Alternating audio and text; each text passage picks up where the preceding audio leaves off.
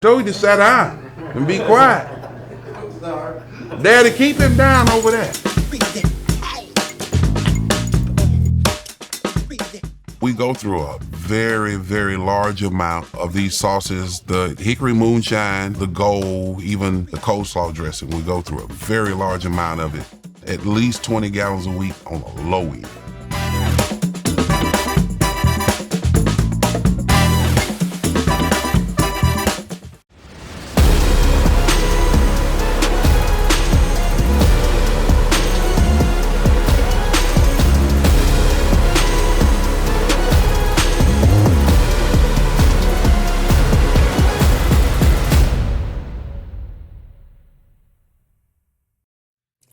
Happy Friday, everybody, and welcome into the Gramlich and McLean podcast presented by Duke's Mayo. This is episode 244. Mac and I have to start thinking what the heck we're going to do for 250, but that's our problem, not yours. But thank you for tuning in. We've got more bowl previews, and we have a repeat guest, Mac. That's not something we've had that much this year in terms of they've been on twice in the same season, and this guy's one of our favorites. There's no question about it, KG. And when you're looking at this, we're kind of mapping out the bowls, and we're like, who can we talk to? What's a great student athlete that the people want to hear from?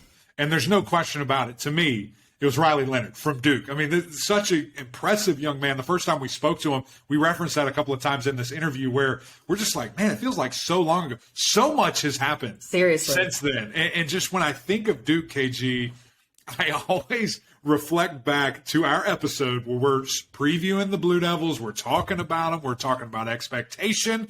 And I sat here and said, one ACC win would be cool. Like that would be awesome improvement. And here they are potentially winning 9 games. Big reason about that. Riley Leonard had a bunch of fun talking to him right here. We jump into a couple of different things. But here we go. Let's get to the interview with Riley Leonard. Riley, welcome back to the show, man. A ton has happened. I was looking back at when we last spoke to you, man. It was week 2. We were going into the Kansas game, Northwestern game, and so much has happened since then. What a ride it has been for these Duke Blue Devils and you this season, man. It's had to be fun. Oh, yeah, it's been a lot of fun, especially, coming from week 2 when we last talked. Like you said, a lot of things have changed. We've gotten a lot better over the course of the season. Just super grateful for the season that we had. I think it could have been a little better than it ended up being, but super happy to kind of go out on top for the seniors and then hopefully get this bowl win in a couple weeks. Well, we'll talk about, I think you may be alluding to some of the close losses. We'll talk about some of those. But I remember, Riley, talking with you back in week 2, and you were very confident. And, Mac and I are thinking, man, we really like that kid. He's great. I mean, obviously he can dunk. He's a hooper. We like that. But, no one's expecting much of Duke. And then y'all go out and you're looking for your 9th win in this bowl game, which is just special. So a lot of it, I'm sure, had to do with Coach Elko. And what was the difference, man? I mean, how was he able to galvanize this group to get them to this precipice of a 9th win? How was he able to do it? Yeah, Coach Elko just made us believe. I mean, it's kind of a cliche thing to say, but if you really believe that you can win, it doesn't matter who you have on the team. We may not be the most talented team in the ACC, but we believed every week that we were going to win the game. Mm-hmm. And that really it goes a long way. We trusted each other. We had each other's back, and we had the coach's back. So it was really just about trust and believing in each other. And, that kind of showed, that can take you to win some ball games. Yeah. What did it mean to you to see your coach win ACC Coach of the Year? It meant everything. From the very first day he stepped into the office, he kind of had that demeanor about him that he was going to change the program. Mm. And that's all he thought about for the last, 12 months. And to see it pay off, it really means something to us. I know it meant something to him. And he's not taking any credit for it. From the very first time he got the award, he said that it was our award, it was the coach's award. He's a very unselfish coach. So, for the whole organization, it was really cool to see. That's great to hear that, man, because I feel like that's the piece to be a great coach. That's the piece to be a great quarterback. When good things are happening, it's because of other people. When bad things are happening, it's because of me. And that's just kind of the nature of it. And that's awesome to hear that he, expressed that to you guys. And I know he truly believes that. And I know you guys do too. It was collective effort to see that. What impresses me most, you talk about the different things, and you talk about, man, we were close. Like, we were really close to having, a historical and unbelievable type season. And what impresses me most is not just those wins where you guys, man, look so impressive, but also how you lost. And that might sound crazy, but 4 games by 1 or less score. And you look at Kansas, 7 points. You look at Georgia Tech, 3 points, where you're down big, come roaring back, force it to overtime. UNC, you pretty much have the game won, and then there's a penalty that I don't think it was a penalty. You probably don't think it was a penalty. Touchdown comes off the board, lose by 3 at Pittsburgh, lose by 2 there. I'm not saying, but I'm saying, man, we're like right there, and there's a chance to go and get a 9th win in this bowl season. KG kind of alluded to it in that second question, but what has been the biggest change? Because you guys didn't go to the transfer portal and get a ton of different guys. You didn't have this massive 4- and 5-star class come in. You had what you had a new staff, and you figured it out. Yeah, we had each other's backs and we trusted each other. Like I said, whenever I step on the field, I got 5 offensive linemen that I'm very, in sync with. I know exactly who they're going to. I know exactly what's happening. And then, the receiving core as a quarterback, I mean, I got 10 guys around me that are going to make plays at all times.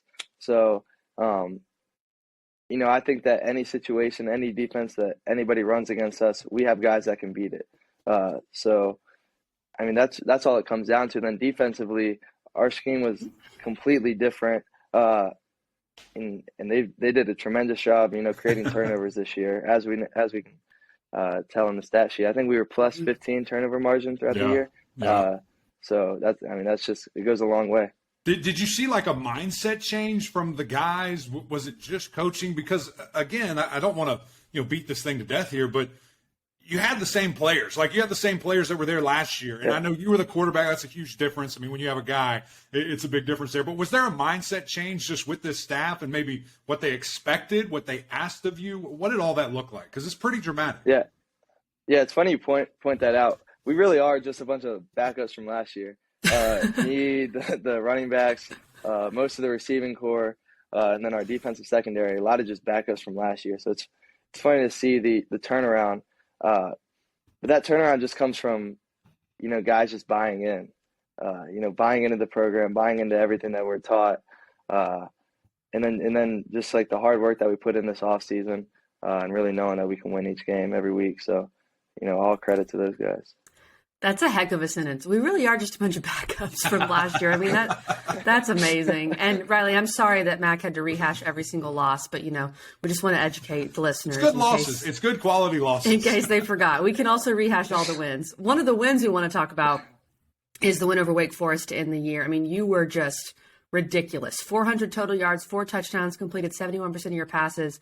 How do you feel you specifically, because obviously you started off great as well, but how do you feel like you developed throughout this season from game 1 to that Wake game?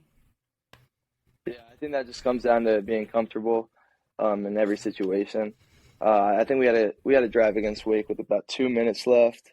Earlier in the season, I think I probably would have been a little antsy, but when we got down to the final drive of the last game of the season, I had been through so much.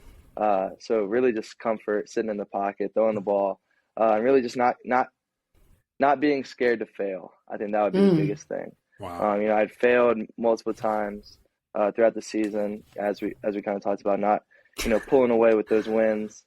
I learned from that, and I learned that losing to UNC in the biggest game of our year is the worst that can happen. I'm not scared to fail in any other situation. So that would be the biggest thing for me, for sure. Man, and what I really saw throughout this year, Riley, you talk about the development, getting better, not scared to fail. The first thing, or the last thing, excuse me, that we asked you, but way back when, about, hey, you're a really good basketball player, you're a really good football player, how'd you choose? And your answer of, there's only one position in all of any sport that can control everything, every single play, and quarterback, that just resonated with me all year long. And watching you play, I saw that. I saw you take such accountability, whether running it, throwing it, taking command, leadership. And that's where I saw growth. Exactly what you just said there. A moment wasn't too big. Like, you grew into this QB1. It was really fun to watch that, man. Let's look at Military Bowl really quick. We'll get you out of here. I know you got some finals, some tests, and at Duke, we don't play around with that. We got to get you back to school. Way back. Remember when we asked him which class is the hardest? He said all of them. All of them. All of them. Duke, Oh, yeah. all we of relate. Sticking with it, all of them. I love it, man. Well, let's look at this thing, because it's actually kind of weird as I'm doing this, film study and getting ready for this game, probably similar to you are. You guys on paper are identical almost. You're giving up the same amount of points. You're scoring the same amount of points, same amount of yards, offense and defensively. You've got a quarterback in yourself and Plumlee that do it all for your team. I mean, you guys have kind of been preparing for this game all year, just going against each other in practice. Yeah, it's going to be a great matchup for us for sure. They're a very talented team, and like you said, they got a great quarterback on their hands. We actually train with the same guy back home, so it'll be good to compete against each other. Even more things. It's just the same matchup. Yeah, it'll be great. And then to play in the Military Bowl, it's a great honor. I'm a very patriotic person, so to play at Navy Stadium, it'll be a huge milestone for me, and hopefully we can give those guys in the service a good show. When do you guys head out? When do you head up there? We leave the 23rd. Awesome. Do you know any scheduled event? Is there any cool tours or activities that you guys are doing while you're there? I'm not sure, but hopefully, we'll be able to check out the museums, go to the White House, and see all that cool stuff. I love it. I can see a little history buff there, Riley, which I'm a big history buff. Mac makes fun of me. Oh, yeah. Okay.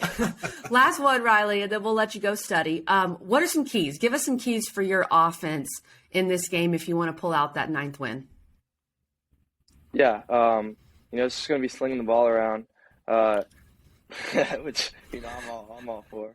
Towards the end of the season, I think me and the receivers really started to click more and more each week, especially that last game. So we're going to have to take advantage of our matchups. Like I kind of talked about it before, we got guys for everyone. If I want a long ball, somebody that can run past guys, I'm going to Mir Hagens. If I need a 50-50 catch, Jordan Moore. If he's pressed one-on-one, I'm going to Jalen Calhoun. And we got Eli Panko back for, more contested catches. So, I don't think there's anything that can stop us. I'm excited to see it, man. There's going to be, whether you get this win or not, which I think you're going to, there's going to be a lot of excitement into 23, a lot of expectation. I know that you're feeling good about that. Excited to see it, my man. Thank you for joining us today, buddy. Go get after those books. All right, thanks a lot. God bless.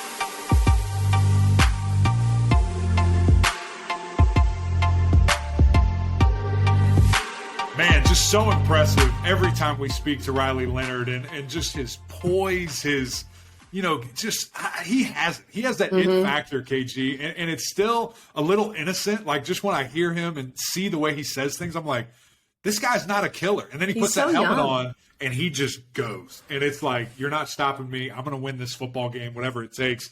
Very impressive. Big shout out to Kat. Thank you for hooking us up there. Finals week. I don't know what kind of crazy final he had, but he had to go. He had to skedaddle quickly out of the interview and go get it done. But, KG, something that is talk about skedaddling and moving quickly, something that's quickly approaching here, the Christmas season. Christmas is on its way. I've been trying to think of some good things to get some people. Could you help me out there with anything? Mac, you can never go wrong getting your friends and family and your loved ones some mayonnaise for Christmas. It's never a bad idea. And I would actually encourage people this year, you get your Duke's mayo, leave some mayo out for Santa. I think Santa would appreciate that. Maybe look, Santa probably gets tired of cookies at every single house. He needs some sustenance. Leave him a ham sandwich. Put some mayo on there. Put some mustard on there. I feel like Santa's a big toppings guy. He likes all the condiments. Throw some pickles. I'm just really craving a sandwich right now, so I think that's part of it. But that's what I would do, Mac. Just me personally. Yeah. And the place to get this is Duke's Mayo, as we know. I understand that, KG. What do you think Santa's favorite Duke's product would be? Out of all the sauces, all the mayos, all the mustards, what do you think number one is? Well, I think Santa could throw down some barbecue. Like, I think if you really are feeling generous, you can make Santa some barbecue, some wings, like Mac does with the Carolina Gold or whatever. Come on. But, Santa in many ways is a traditional figure. And I think he just wants some solid Duke's Mayo on that sandwich. That's what I think he wants. And we do too if much. you really want to spice things up for Santa, you put a little brown sugar bourbon mustard on there for him. Oh man, Santa's gonna leave you so many good presents, Matt. So many good presents. Here's what I was going with. I was going with the classic, just regular old Duke's Mayo, 100 years, same recipe is still going. And you read my mind. We just have done too many podcasts together. You know where I'm going with this thing. Guys, go check it out, dukesmayo.com. Anything you want, whether you live in California, whether you live in another country, you can order Duke's Mayo. And I have to give another shout out real quick. So I follow this guy. His name's Matt Pittman. He's a big cooking guy. He's a smoker on all things. Traeger is his biggest thing there. And he was doing this little recipe. I was watching intently, just trying to learn some new tricks. And the recipe he's using calls for mayo. And he didn't say anything. It was just in a white container or a clear container. He's pouring the mayo in. So I'm like, dang, I wonder what kind of mayonnaise he uses. At the drop of a hat, he goes, y'all know I use Duke's Mayo. It's my favorite mayonnaise. So big shout out all the way in Texas. They got that twang as well. So everybody knows what time it is, KG. Man, that was like a 6-minute Duke's Mayo thing. We need to send another invoice for that. That was big time. I'm excited for Santa this year and for the possibility of the different things he's going to receive as he gets to every house. So I'm happy for you, Santa. And if we played a little part and you getting a little something different, you're welcome. And speaking of invoices, we could put that in the mail. Okay, Mac, 3 bowl games here that we must discuss. And we'll start with the Military Bowl because we had Riley Leonard on. The Military Bowl, Duke 8-4 versus UCF 9-4, 2 p.m. on ESPN on December 28th. So after Santa has come, Duke is a 2-point favorite right now. The total is 62.5. That's a pretty large total for some of these bowl games. I would say that's one of the higher totals. And you said this to Riley. I think this is one of those bowl games that we really like because the two teams are so similar. So it's not necessarily a clash of styles. It's just which team's going to execute better. I think that's what this comes down to. And you also have the John Reese Plumlee situation where he hurt the hammy. He struggled in the AAC or against Tulane in their last game. And their backup is a true freshman. Their other backup, Mikey Keene, has already entered the portal. So that's something to watch for UCF. Yeah, it's interesting. I'm very intrigued just to see, what does this game look like? I mean, is it going to be a spring game between UCF and Duke respectively just because these games or these teams are so similar? I mean, it's a mirror image when I'm looking at, points given up per game. UCF gives up 23. Duke gives up 23. When I look at points scored, UCF 34, Duke 33 yards. Everything aligns so much in their style of play. Then you dive into it more. Quarterbacks are the exact same player. Like, they're going to kill you with their legs. They're going to kill you with their arm. They want to be that guy. I mean, I'd take Riley over Plumlee, though. I think if you ask Gus Malzahn, he would differ with you. But yes, I agree. I would also take Riley. But I just think it comes down to exactly what you just said.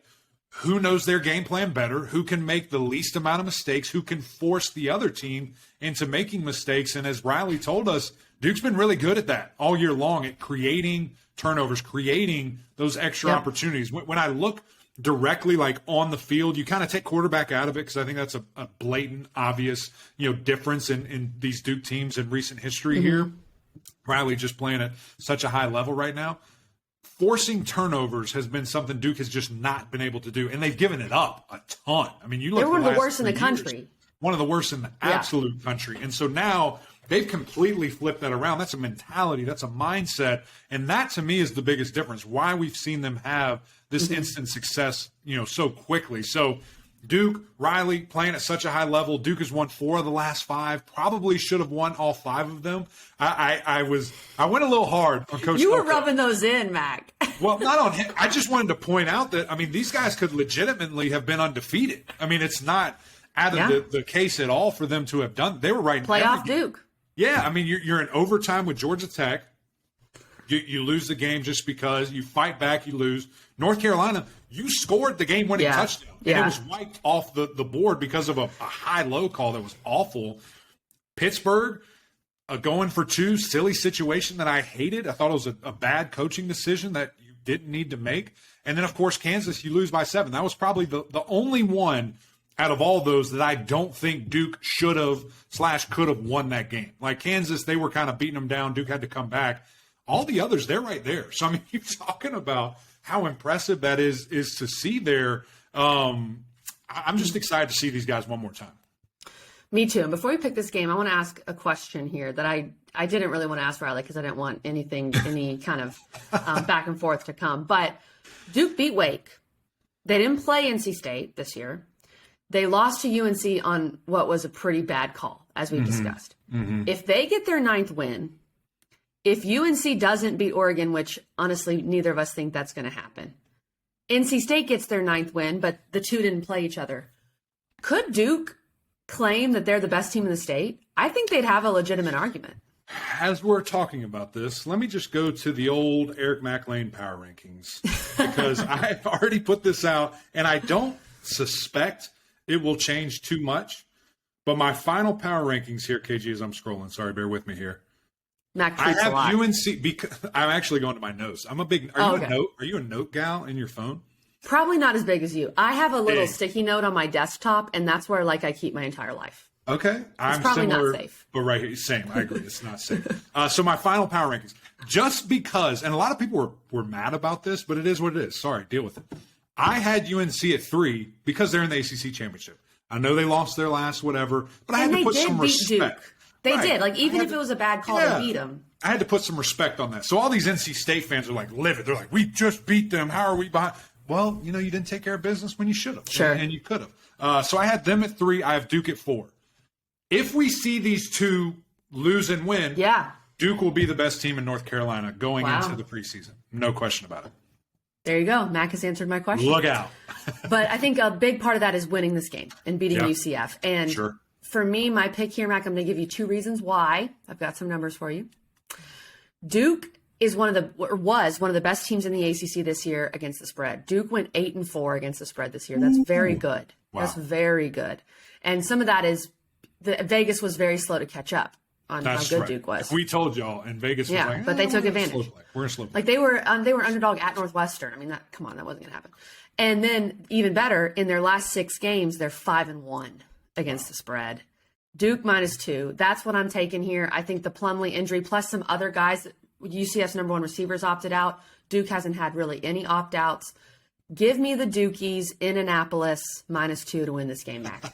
I love it. I think that's right on the money for all those reasons that you just said. Another concerning factor just with, JRP with Plumlee and his health, like shoulder, hamstring, that ain't great, to be a quarterback and to be a mobile quarterback at that. It ain't great. To have to deal with that going against a high-powered offense as we've seen Duke be. I think the receiving core for Duke is just playing at such a high level. I mean, we saw Calhoun go for 170 in the last game. We saw Jordan Moore go for 199. I'm going to give him 200 in the second to last game. They're playing at a really high level. I just think they continue to ride that out. I think they really took advantage of this, kind of bowl prep season. That's just kind of the coach that I think they have and the mindset that I think they have in Coach Elko. So I think Duke's going to be fine. The over-under is interesting to me because that is a big number. It's high. I think because of the Plumlee question mark, I think I'm going to go under. I think that's safe. Yeah. Just because I don't know if he goes down or if he's unable to be 100%, does UCF have the ability, to score 40+, to score 30+? I just don't know. So I think the under is a safe bet here, but for sure, hammer Duke. And considering this game's in Annapolis, it's not in a tropical location, and considering it has rained on the East Coast for 70 straight days, I could see some weather here. Who's better prepared for the cold weather, UCF or Duke? Probably Duke. Naturally? From a team that lives in Orlando, I would say. This is honestly one of the picks I feel the best about. Really? Whoa. Graham guarantee. As you guaranteed it like 6 weeks ago, so you have to write this out. What's the number 1 that you're most confident about?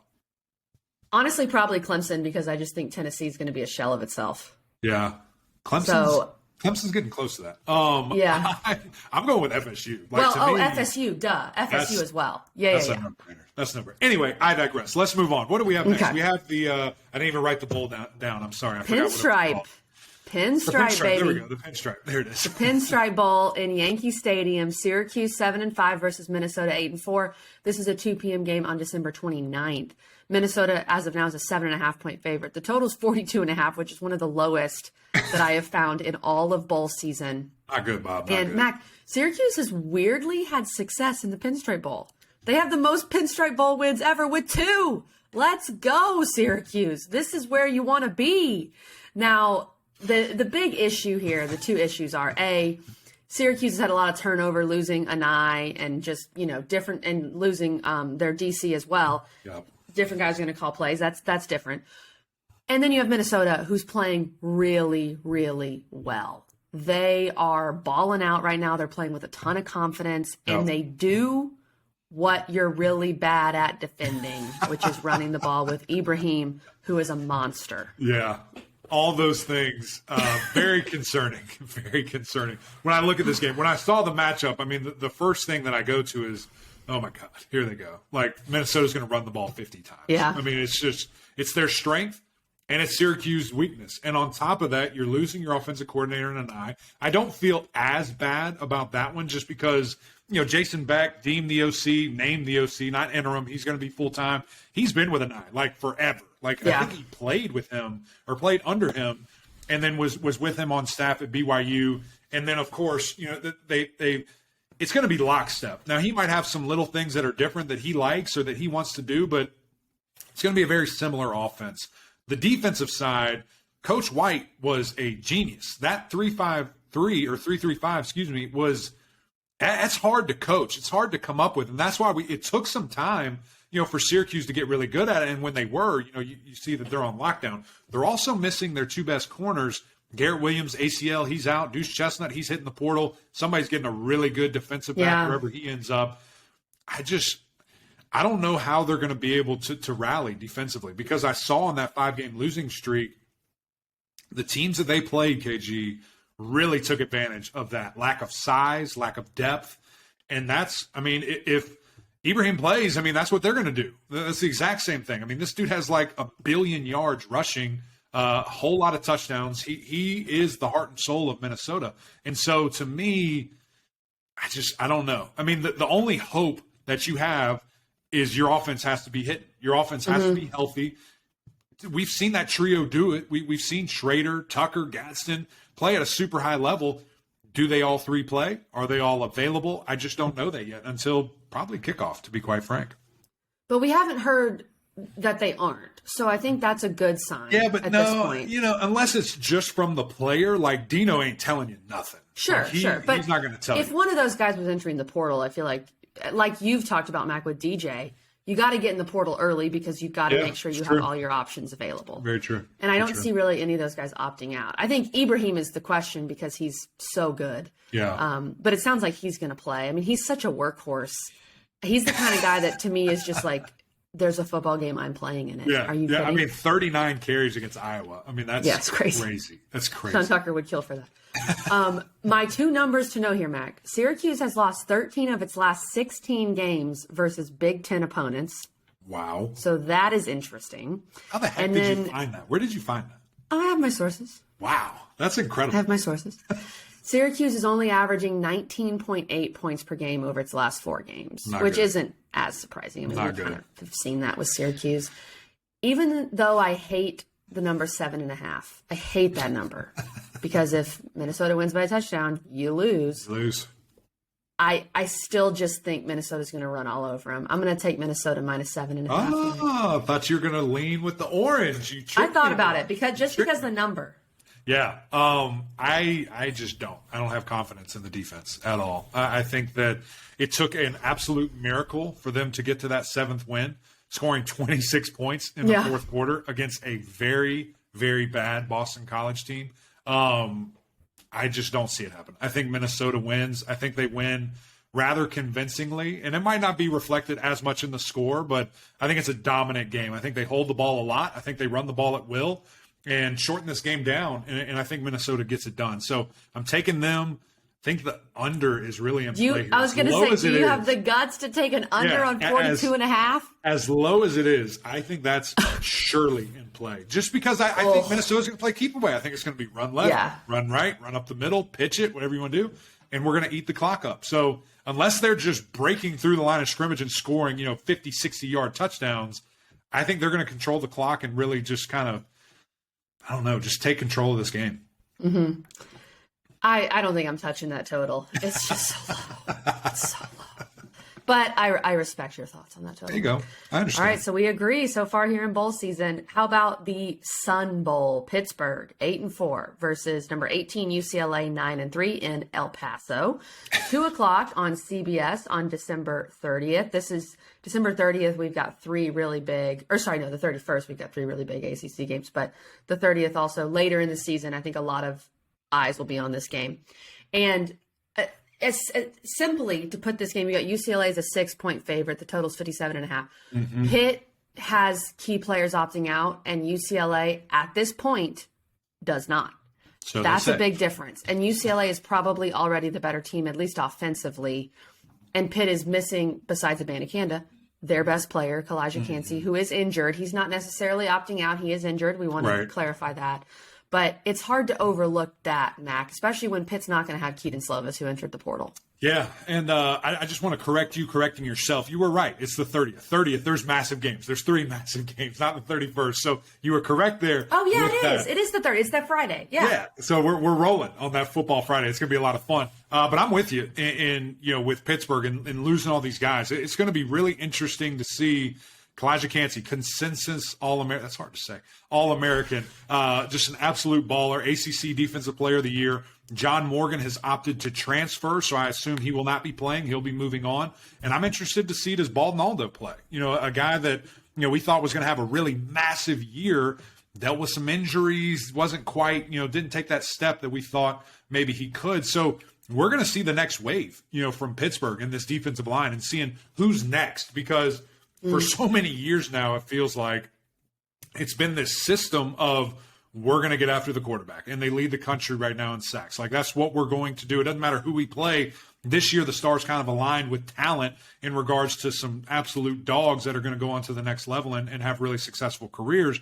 But now we're going to see the younger guys. And Deion Hayes is a name to watch. He had 3 sacks against Miami, went nuts, really impressive hat trick there. I think he's going to be that future star on this defensive line. So I'm very intrigued to see that. And then on the offensive side, no Keaton Slovis, but I don't really care. Like, I'm not super concerned. Pitt's not throwing the ball for 300 yards a game. Right. They're running it. So as long as Izzy plays. As long as Izzy's there. Just anybody that can hand it to him. I mean, I don't care who it is. I would like to probably see Yarnell over Patty. I think when he got his opportunity, he looked really good in that game. I think it was Western Michigan. So I'd like to see him expand on that. But at the end of the day, I don't think that matters either, because, Djokovic is coming to town. He ain't coming to town to sit. Like, he's going to be the starter. So it's going to be really intriguing to see what this Pitt team can do here offensively. Yeah, and I think doesn't necessarily matter who's at quarterback as long as Abanikanda's out there. And for UCLA, Mac, as of now, we've got Dorian Thompson-Robinson playing. We've got Zach Charbonnet playing. We've got an electric offense for UCLA that can really put up points. The defense has been suspect at times, but their offense can absolutely get it done. So this is going to be a challenge for Pitt, especially for a team that we know loves man coverage. I mean, you've got to be able to win some of these one-on-one matchups. Otherwise, UCLA can really tear you up. Yeah, and I mean, that's a great point that you just bring up there about the man coverage, because what absolutely kills man coverage? A mobile quarterback. If your head's turned, you're 30 yards downfield on a post or on a go route, you look up and QB's running. DTR's screaming downfield. He's been so effective, with his legs, and just a really solid quarterback. I mean, to be season long at 70%, I mean, that's impressive to be able to see a young man completing at that level of accuracy there and composure. So they've got to be on their P's and Q's. They've got to get after him. And, kind of similar, if you reflect back as a Pitt fan to that Tennessee game, they had Hendon Hooker dead in the water so many times and could not bring him down. You have to do that against DTR or he's going to run all over you. And so that's going to be a big-time thing to watch that. And then same thing with, the running back there with Charbonnet, not only his legs, but in the receiving game, he's such a weapon. And 2 guys that have been really fun to watch for UCLA that, hopefully they play, like KG said, haven't seen anything that they're not. But this could be a nice little exclamation point on their career. Mac, it's time for the numbers to know. Now, this game, this stat is interesting. UCLA has not won a bowl game since 2015. I don't know how many times they've been, but that is something to keep in mind there. They did opt out of the game last year, so we'll count that as a loss, not an opt-out. They did. That was a forfeit. However, UCLA has won 10 of its last games as a favorite. That's interesting. Last 11. Sorry, 10 of its last 11 games as a favorite. And then Pitt is 0-5 against the spread in their last 5 games as an underdog. Love that. So UCLA's a favorite. Pitt's an underdog. That's not shaping up well.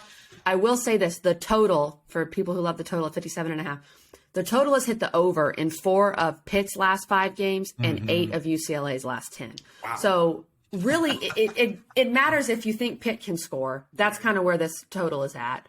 But when I look at UCLA's recent success as a favorite and Pitt's recent lack of success as an underdog, plus I just think UCLA is the better team with their guys are playing, I'm going to take UCLA -6 here. Yeah, and this one it's just so interesting to me, KG, because I see how Pittsburgh finished, and they go 4-0 in November. Only a couple of teams in all of FBS have done that in back-to-back years, Pitt being one of them.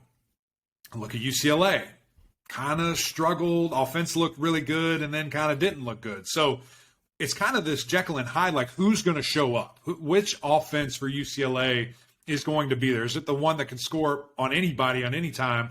Is the defense going to do enough to be able to win the game? With all that said, I think there's too much firepower. I hold the right to change this if DTR does not play. But I'm going with UCLA. I think they cover. I think the over is surely in play here as well. Going to be a fun game regardless. It's going to be absolute fireworks. I thought you might go Pitt there. All right. We are agreeing I really want so to, far. Just quickly, because Mac and I have agreed on every pick so far. We're taking Louisville -1, Wake -1, Duke -2. But then when we get to these last 2 games, we're taking Minnesota -7.5 and UCLA -6. We are taking all favorites right now. Oh, no, we're losers. Oh, gosh. I don't like it, Mac. Maybe we'll have a little asterisk on our No. We got it back. We got to stick to it. You got to write it. Okay, I understand. Yeah. I understand. Be confident. We'll do it. Okay, well, it's Football Friday, guys. Thank you for tuning in. Really great episode. Big shout out to Riley and Kat again for getting this done for us. I know it's a busy time with finals and everybody getting prepped for this bowl. Next week, we have a massive week. Super excited. Monday, you're not going to want to miss it. KG has already thrown it on Twitter, so I don't have to hide my hints. I can straight up tell you. She makes fun of me all the time, but here she is doing it in plain sight. It's true. Dylan Gibbons joining us on Monday. Honestly, if not one of my favorite episodes we've ever done, one of the most impressive young men I've ever spoken to. He's not really a young man. He's old. He's like 2 years younger than me. We're the same age. So with that being said, cannot wait. Check that out on Monday. But that's it for us this episode. Go check out our producer. Can't talk. I'm getting tired. Richmond Weaver. He does such a great job for us. Rich Take on Sports. Has so many fun stories on there. All these different walks of life, athletically, in games of sport. Go check that out. It's a lot of fun. But that's it from us. We need you to go over to YouTube. Mash that subscribe button. Leave some comments. It's fun to hear from you guys. Also go over to Apple Podcasts, rate, review, subscribe there. We would greatly appreciate that. But until next time, we'll see y'all.